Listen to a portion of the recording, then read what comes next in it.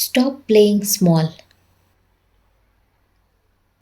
ಇದು voice of Bhuvana. You are not too much. ನಿನ್ನ ಧೈರ್ಯ, ನಿನ್ನ ಧ್ವನಿ, ನಿನ್ನ ಕನಸು. ಯಾರಿಗಾದರೂ ಭಯವಾದರೆ ಅದು ನಿನ್ನ ಸಮಸ್ಯೆ ಅಲ್ಲ. Don't reduce your light to make others comfortable.